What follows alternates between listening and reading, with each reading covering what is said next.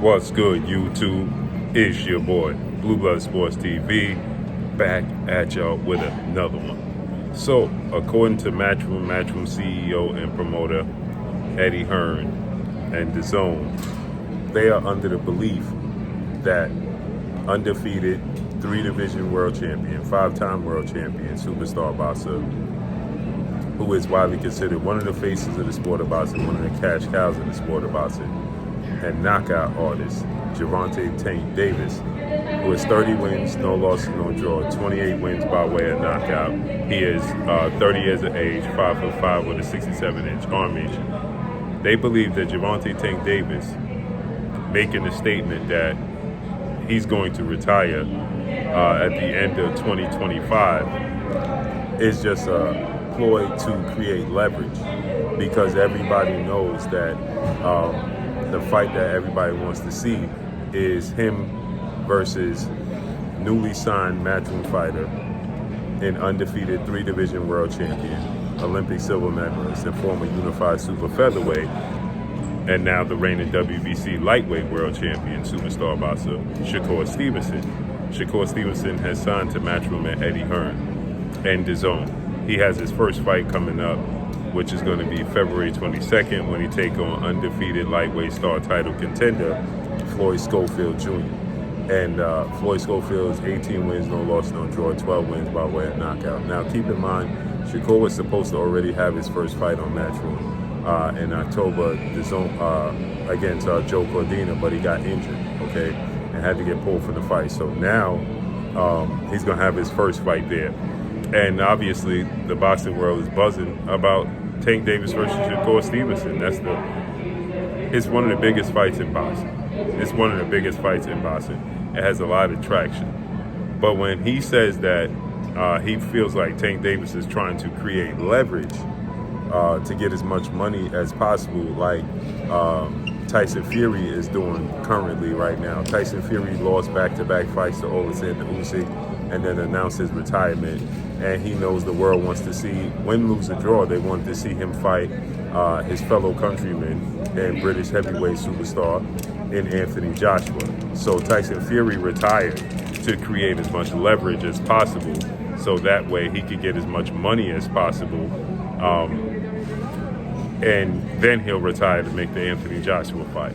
And Eddie Hearn believes it's the same situation with Gervonta Tank Davis. And I beg to differ. I don't believe that to be the case at all. I believe Tank moves to the beat of his own drum. Okay, I don't think that Tank Davis is thinking about creating leverage at all, right? And he referenced the fact that Tank Davis had his issues and standoff with His Excellency Turki Al-Sheikh, who's doing a lot in the sport of boxing. And he recently told Turki Al-Sheikh that to send him $200 million, right, to fight and rematch Ryan Garcia, it would be big money. Turki Al-Sheikh doesn't operate on pay-per-view, right?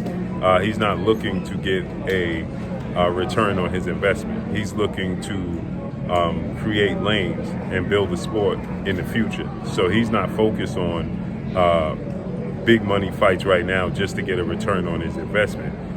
That's what Tank Davis is viewing it as, because he feels like him and Ryan Garcia, well, that's his most lucrative, most successful fight, was him versus Ryan Garcia. And it did 1.2 million pay-per-view buys. So Tank is going based off of those numbers. That's not how Turki operates. Turki is not operating in a space where he's like, oh, this is a big money fight, I'm going to get a return on my investment. No, he's trying to create his own lane and carve out his own niche in the sport of boxing. And that has nothing to do with pay-per-view gains. Whether he loses money or gains money, Turki Al-Sheikh is focusing on just making the best, fighting the best, and correcting as many wrongs in the sport that he possibly can. So when Eddie Hearn feels like Tank says that, give him $200 million, Tank is looking at it from the old model. Things are changing. He's looking at it as, me and Ryan is a successful fight. It'll be successful.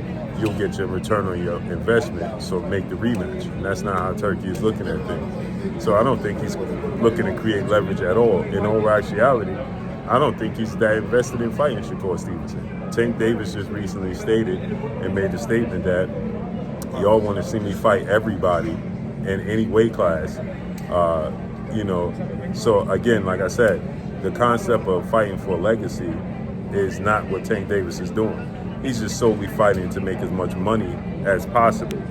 And that's not creating leverage to fight Shakur Stevenson. He recently stated that Shakur Stevenson has done nothing in the sport of boxing. So I'm taking Tank at his word. You got to take him at his word. He's not looking to just create leverage. He is who he is, right? He's fighting Lamont Roach, and he'll look to fight whomever he can to fight to generate as much money. And he ain't interested in what Turkey Al-Sheikh and Eddie Hearn is bringing to the table. And in all actuality, he don't even like Eddie Hearn. So Eddie Hearn is, I believe, is missing and misinterpreting Tank Davis' stance. But hopefully we could get Shakur versus Tank for the fans and for the legacy part, even though Tank Davis don't view it as such. So let's see how this unfolds and plays out, man. But Eddie Hearn is misreading Tank Davis, saying he's just trying to create leverage. No, he's just not happy with his situation currently as it stands. And that's all I got for y'all. Follow me on Instagram at Boo Buzz Sports TV, all one word. I'm gone. Peace.